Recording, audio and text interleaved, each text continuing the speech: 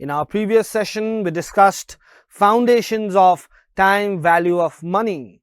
Today, we are going to explore a new topic, and that is future value. Have you ever wondered how much your money will grow if you invest a fixed amount each year? Or how to calculate the future value of your savings after several years of earning interest? What if you could predict exactly how much your investment will be worth at the end of a set of period? Let's explore how understanding future value can give you the power to make smarter financial decisions. At the end of this topic, you will be able to explain the concept of future value. You'll be able to explain the concept of compounding. You'll be able to explain the future values of investment in varied scenarios.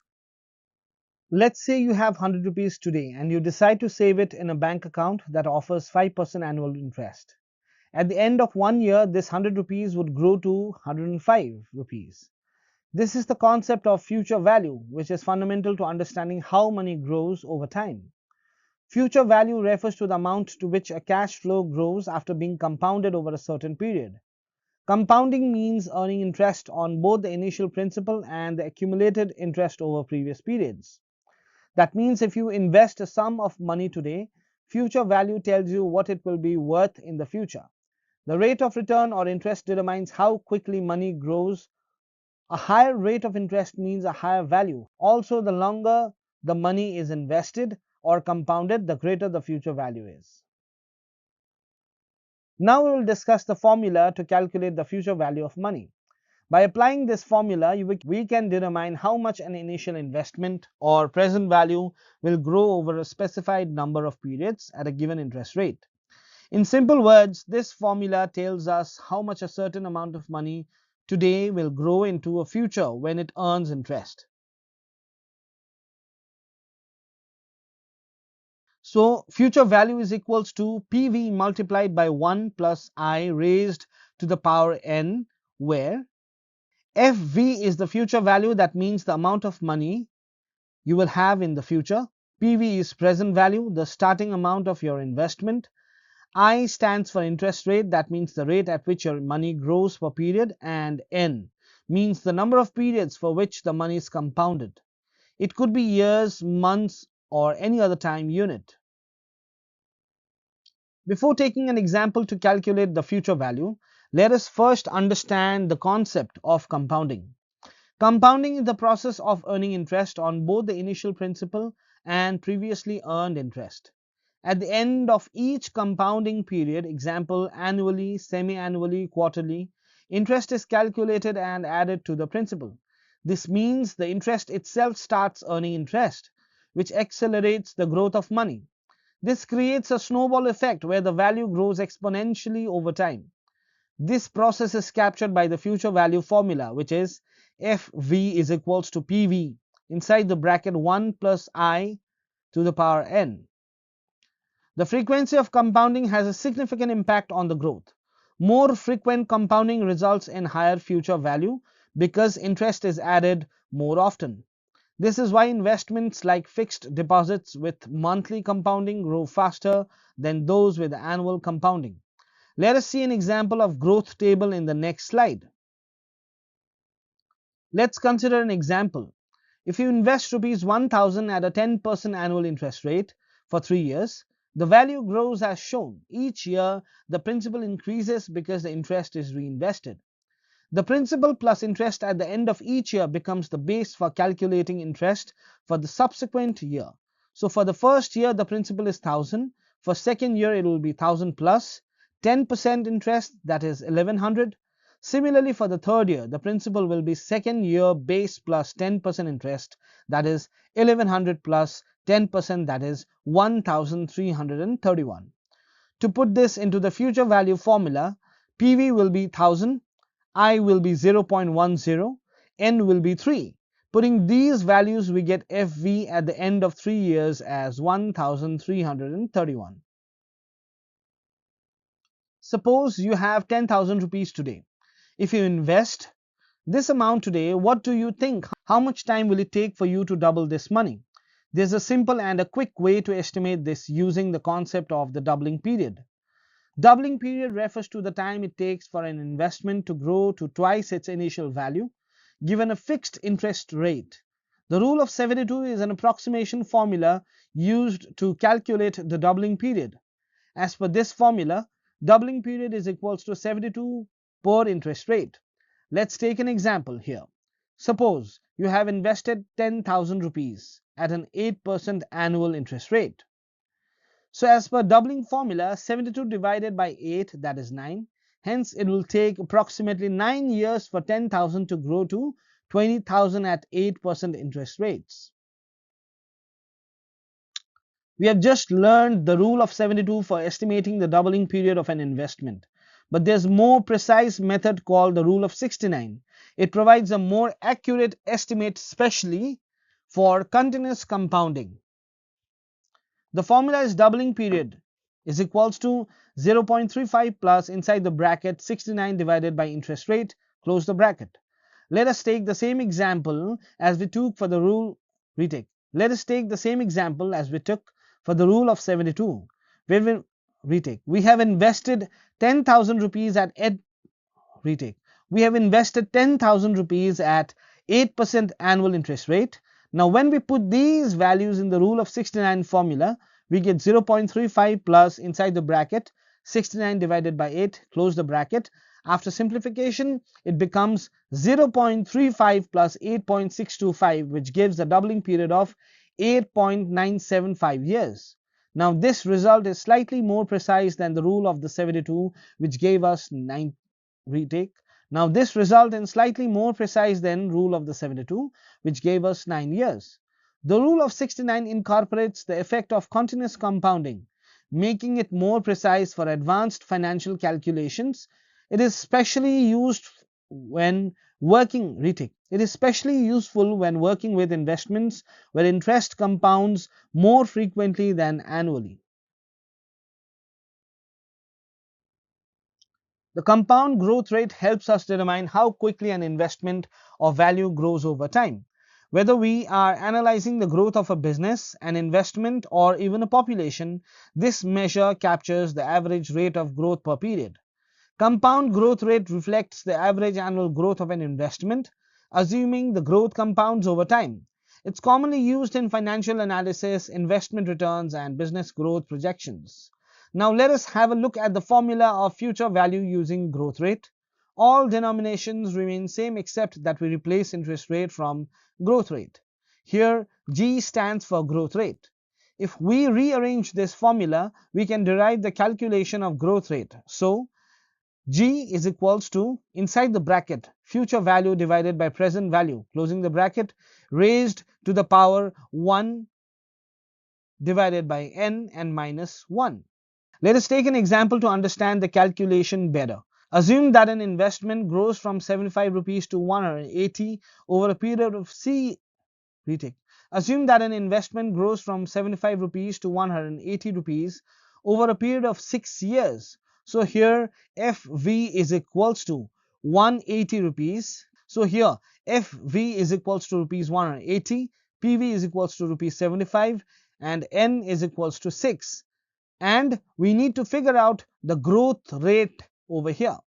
Putting these values in the formula, we get the growth rate is equals to, inside the bracket, 180 divided by 75 to the power 1 divided by 6 minus 1. Simplifying it further, we get G is equals to 1.19 minus 1. That means growth rate is equals to 0.19 or 19%. So here we can say that the investment grew at an average annual compound growth rate of 19%. Now that we have learned how to calculate and interpret the compound growth rate, let us explore how increased frequency of compounding boosts future value. The frequency of compounding plays a crucial role in determining how quickly money grows. Compounding can occur annually, semi-annually, quarterly, monthly, or even daily. And the more frequent of the compounding, the greater the future value is. Now, instead of annual compounding where interest is added once in a year to the principal amount, an increased frequency of compounding interest is added multiple times during the year. For example, in semi-annual compounding, interest is added every 6 months. That means twice a year. In case of monthly compounding, it's added every month, which takes the compounding frequency to 12. The formula for future value with increased compounding is retake. The formula for future value with increased compounding is FV is equals to PV inside the bracket 1 plus I divided by M, close the bracket, to the power M into N, where M is equals to compounding frequency. This formula adjusts the interest rate and the number of periods based on the compounding frequency. Let's say you invest 10,000 rupees at 6% annual interest rate for 2 years. Compare the future value for annual compounding, that is FV is equals to 10,000 into inside the bracket 1 plus 0.06 divided by 1 to the power 1 into 2. FV is equals to 10,000 into inside the bracket 1.06 close the bracket to the power 2 is equals to retake. FV is equals to 10,000 into 1.06 to the power 2 is equals to 11,236. Semi-annual compounding, which is FV is equals to 10,000 into inside the bracket 1 plus 0.06 divided by 2 to the power 2 into 2, which is 11,255. Monthly compounding, FV is equals to 10,000 into inside the bracket 1 plus 0.06 divided by 12 to the power 12 into 2, which is to the power 24. So the overall formula is FV is equals to 10,000 into inside the bracket. Retake, FV is equals to 10,000 into 1.005 to the power 24, which is 11,268 rupees. Comparing the future values obtained here, we can say that the more frequently interest is compounded, the higher will be the future value. While the effect of increased frequency is significant, the difference diminishes as compounding becomes more frequent, approaching a limit known as continuous compounding. So when it comes to interest rates, it's important to distinguish between the nominal rate and the effective rate. While they may seem similar, they reflect different aspects of how interest is applied and calculated over time. Nominal rate of interest. The nominal rate is the stated annual interest rate without considering the frequency of compounding. It's the rate you see quoted by banks or lenders. Example, if a loan or investment advertises an interest rate of 8%, that's the nominal rate, but it doesn't tell you how often the interest compounds. Effective rate of interest. The effective interest rate reflects the actual interest you earn or pay after accounting for the frequency of compounding.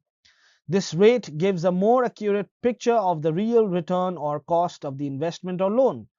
Formula is effective rate is equals to 1 plus I divided by M to the power M minus 1, where I is equals to nominal interest rate annual, M is equals to number of compounding periods per year.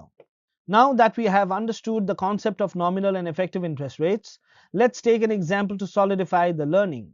Let us calculate the effective rate of interest when the nominal rate is 8% and the interest is compounded quarterly. Let's put values in the formula. Inside the bracket 1 plus I divided by M to the power M minus 1. Here M is 4 as the compounding is done quarterly.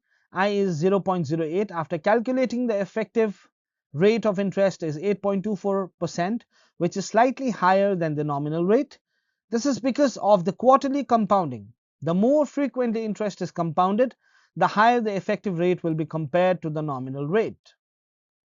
When you invest in periodic installments such as monthly deposits into savings account or regular contributions to a retirement plan, the future value of these investments can be calculated using a formula that accounts for the series of cash flow over time. When you invest in installments like monthly or annual deposits, you are essentially making a series of cash flows. To understand the value of investment at a future date, we calculate the future value of each installment, taking into account interest accrued over time. The process can be straightforward for a single payment, but becomes more complex when dealing with a series of cash flows. In cases where the cash flows are equal, such as monthly or yearly deposits of the same amount, we can use a simplified method. This is particularly useful when we have recurring deposits like a monthly bank deposits. The formula for future value of series of equal cash flow, which is annuity, is FVA is equals to A into, inside the bracket, 1 plus I to the power n minus 1, close the bracket, divided by I. The expression 1 plus I to the power n minus 1, closing the bracket, divided by I, is called the future value interest, which is FVIF. Here FVA accumulation, retake. Here FVA is equals to accumulation at the end of n years. A is the periodic payment, I is interest rate per period, n is number of periods. Let's say you invest rupees 500 each month at an interest rate of 1.5% per month for 24 months. What will be the future value of your investment be? In such cases, we can use the future value of annuity formula for equaling payments over time. The formula for the future value of the series of equal cash flows, which is annuity, is FVA is equals to A into open the bracket, 1 plus I to the power n minus 1, close the bracket, divided by I. Here A is equals to rupees 500, I is equals to 1.5 per month, is equals to 0.015, n is equals to number of periods, that is 24 months. Putting these values in the formula, we can get FV is equals to 500 into, open the bracket, 1 plus 0.015 to the power 24 minus 1, close the bracket, divided by 0.015, that is rupees 15,746.54. This means that the future value of this investment after 24 months will monthly compounding, retake, with monthly compounding at 1.5% will be 15,746 rupees, retake, with monthly compounding at 1.5% will be rupees 15,746.54. Now that we have seen the calculation for even cash flows, let us now explore the future value calculation for a series of uneven cash flow. Assume that an investor is making regular deposits at the end of each year over a 5-year period. We will calculate the future value of each deposit and then sum them up, retake, each deposit and then sum them up to find the total future value after 5 years. For each year, we multiply the amount invested by the corresponding compounded interest factor or future value interest factors, which is FVIF. For example, the first year's investment of rupees 500 compounded for 4 years at the factor 1.216 results in a future value of rupees 608 rupees. For the second year's rupees 1000 compounded for 3 years at the factor 1.158, the future value is rupees 1158. The future values gives us 608 rupees plus 1158 rupees plus 1654 rupees plus 2100 rupees plus 2500 rupees is equals to 8020 rupees. Thus the total future value at the end of the 5 years is rupees 8020. Moving on to a new topic, sinking fund. A sinking fund is a fund created through a series of regular fixed payments made over time to accumulate enough money for a specific future purpose. Creates financial security. The main purpose of a sinking fund is to ensure that enough money is available at the end of the investment period to cover a large expenses, like repaying bonds or debentures or purchasing a property. Ensures smooth repayment for companies that issue bonds or debentures. A sinking fund helps ensure that the company has the required funds to redeem the bonds at maturity, hereby reducing the risk or default. Sinking fund factor, often termed as SFF. The sinking fund factor helps determine the fixed annual payment required to accumulate a specific future value. The sinking fund formula is used to determine the fixed annuity payment required to accumulate a future value. This formula represents the annuity payment A required to accumulate a future value, which is termed as FV, over a period termed as N at an interest rate I. The denominator is the future value annuity factor, which discounts future payments. It is used in financial calculations like loan payments, retirement savings, and investment planning. Let's consider a company, Manas Limited, that needs to redeem rupees 50 lakhs worth of debentures in 6 years. The company wants to know how much it should deposit annually in a sinking fund that earns 14% interest per year. Here, future value is equals to rupees 50 lakhs. Retake. Here, future value FV is equals to rupees 50 lakhs. Interest rates I is equals to 14% per year. Time period N is equals to 6 years. To calculate this, we will take the FVIF value from FVIFA table value for 14% interest over 6 years. The factor is 8.536. The FVIFA, that is future value interest factor for annuities table, is a tool used in time value of money calculations to simplify the process of determining the future value of a series of regular equal cash flows or annuity payments. It provides pre-calculated factors based on the interest rate and number of periods, which can be used to calculate the future value of periodic payments. In this topic, we have learned that the concept of future value, which is fundamental to understanding how money grows over time. We have also learned the power of compounding, and that is earning interest on both your principal and accumulated interest can significantly boost your investment returns over time. The earlier you start investing, the greater the impact of compounding. We have also learned the future value calculations. We have learned how to calculate the future value of investments using specific formula. These calculations help us to plan for future financial goals, example retirement, college savings. We have also learned evaluating investment options and making informed decisions. You'll be able to understand the long-term impact of different investment strategies. That's all for today. Thank you and happy learning.